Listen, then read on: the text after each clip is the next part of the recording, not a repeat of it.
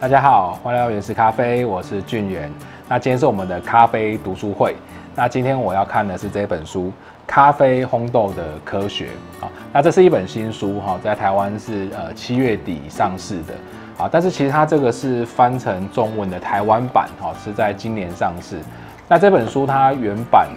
文版它是在2014年就已经发行了。好，所以它这本书的内容其实它并不是最新的内容，但是因为它所提到的很多是烘豆里面的一些基础的介绍、基础的观念啊，其实并没有随着时间而改变太多啊，甚至有一些当时他提出的新观念，到现在被大家所广泛的接受。好，虽然它原文内容的出版时间距离现在已经有几年了啊，但是其实它的内容我觉得到现在都还是非常值得大家来看的。好，那我看完这本书之后，我觉得这本书非常适合推荐给就是你对咖啡有兴趣，那你想了解烘豆的过程是怎么一回事的朋友啊，就说你其实并没有真正想要去烘豆，或是你并没有真正想要成为烘豆师，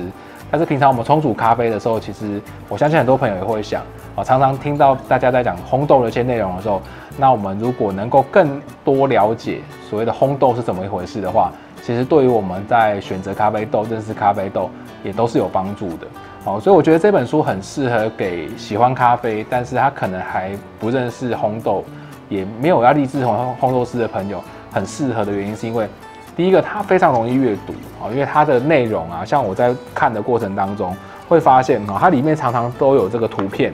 好，就是在文字跟图片的搭配，或者图片、文字跟图表的搭配，我觉得它的其实翻几页都有图表跟图片，所以在这个阅读上它会比较轻松一点。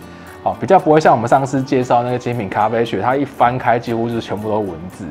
所以它的这个编排上面啊，还有它的这个排版设计上，其实是让大家蛮容易的阅读的，所以它里面还会有一些插图，这整个看起来会比较轻松啦，就是压力不会这么大，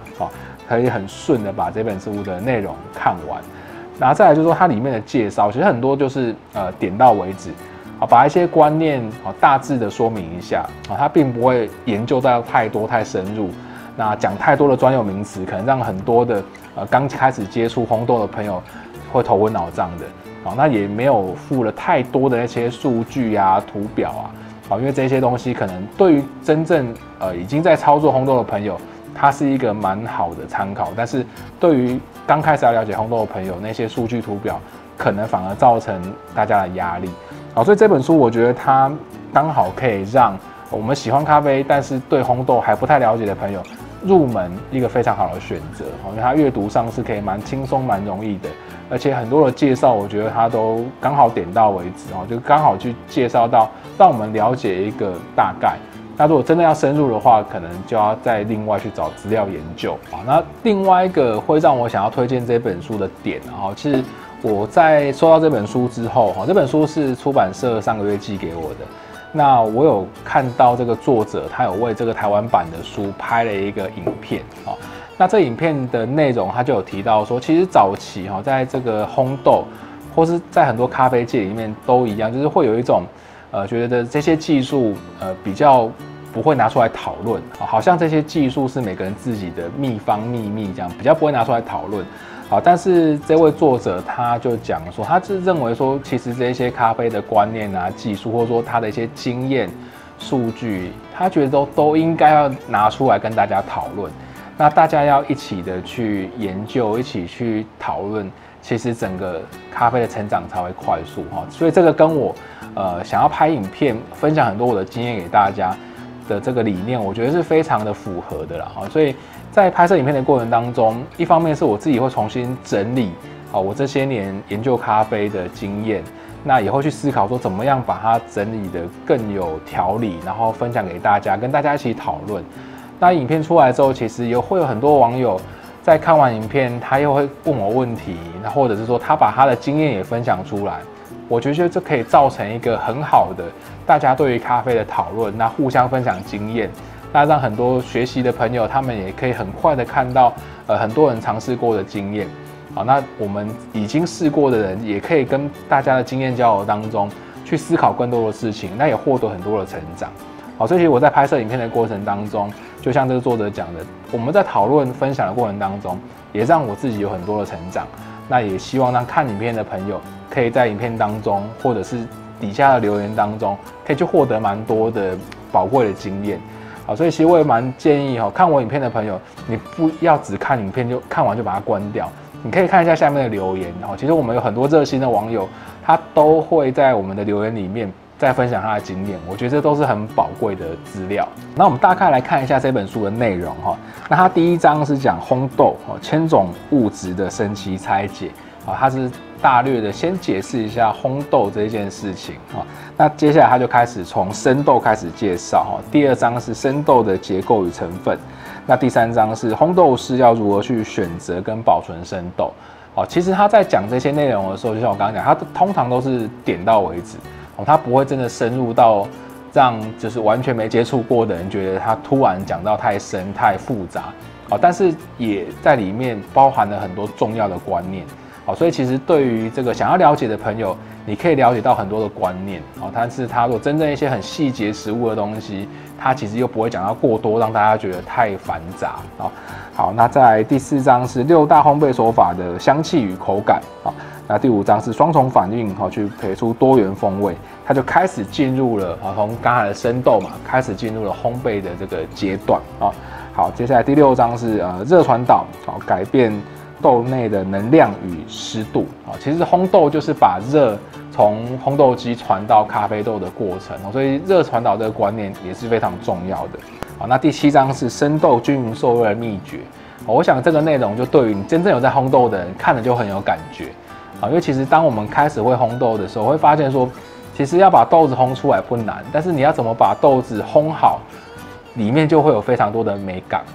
那这些比如生豆，你要均匀你要烘出你想要的风味，其实每一个烘豆师他在这个研究的过程当中都会有不同的心得跟感想。那我想他在这里面分享了一些可能一些状况怎么去解决、去处理，或者说他的一些观念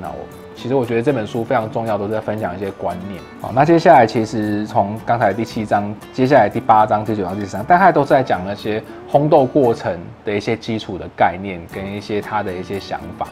其实在这里面就可以去大概看到说烘豆师他在烘的过程当中应该要注意一些什么事情所以有的时候其实我们只是喜欢咖啡的人，没有亲自去烘豆的朋友，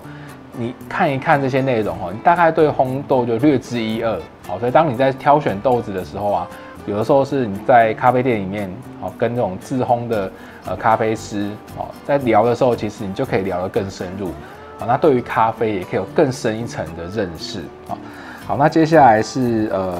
11、12其实也都是继续在讲咖啡烘豆师的要怎么样去稳定，如何维持还有就温度探针、浓度计这一些其实就开始都是在怎么样把烘豆的品质去把它控制好开始去分享很多他的这个经验跟想法好，那接下来到14章开始他就有一些杯测那这个就是烘豆完之后要怎么去做杯测，那怎么去冲煮像第15章他就讲正确的萃取可以释放出香甜的味道好，那这个部分其实它也是我刚刚讲点到为止它在萃取上面它并没有讲到非常多非常详细但是它有推荐一些方式，那其实也是平常我们自己有在冲咖啡或是用各种方式萃取咖啡的朋友都可以参考看看的好，那接下来16章它有讲到熟豆不老化的一个保存手法我相信这也是很多朋友都有这个非常有兴趣的一个部分因为要怎么样去保存熟豆我想大家有听过非常非常多的说法那也可以来看一下这本书的作者他是怎么样去保存熟豆的。那最后它是有烘豆机的选购的要点这个就是对于你真的看完这本书，你开始想要进入烘豆的世界的朋友，你要买烘豆机的话就可以参考那不过因为烘豆机这部分的话，它在形式上可能目前没有太大的改变，可能直火热风、半热风、浮风式这些其实形式上没有太大的改变，但是真正机型的功能上，我相信这个进步就很快速了。所以说你想要了解的是最新资讯的话，你可能就自己要在网络上看一些这些厂商的最新介绍不过书本上面它可以给你的是最基础的这种观念、这些想法其实这些东西是不会因为它出版了一段时间有所改变的那甚至是当时他所提出的一些想法在那个时候可能还受到一些质疑，不被认同。但是过了一段时间，慢慢的大家也就接受了。到现在其实很多这本书里面讲的观念跟想法是普遍大家是可以认同跟接受的。好，所以这本书是在讲咖啡的烘豆为主哈。那很多朋友其实在冲煮咖啡的时候，虽然你并没有想要变成一个烘豆师，或是你并没有想要真正自己去烘豆，但是在研究咖啡的过程当中，如果对于咖啡怎么从生豆变成你手上拿到的熟豆更多一分了解的话，其实对于咖啡的冲煮，我相信也是会有一些帮助，而且对于我们在品尝咖啡的过程当中，也会多了一些乐趣。好，那这是今天我们的咖啡读书会跟大家一起看的咖啡烘豆的科学。好，那这本书我是推荐给喜欢咖啡，可能我们自己有在冲煮咖啡的朋友，那我们也可以去多了解一下咖啡从生豆变成熟豆，烘豆是怎么一回事。那它这里面内容我觉得是非常的浅显易懂，那也会让我们去学习到蛮多观念的。那如果是你刚开始要进入烘豆这个领域的朋友，就是你想成为烘豆师，那你刚开始在学习一些资料的话，我觉得它也是蛮有帮助的了哈，因为其实它的里面很多观念，我觉得对于烘豆来讲都是蛮有帮助的。那如果你已经是非常有经验的朋友，我想这本书可能真的对你来说会比较觉得稍微浅一点点啦，但是很多的我觉得经验或观念，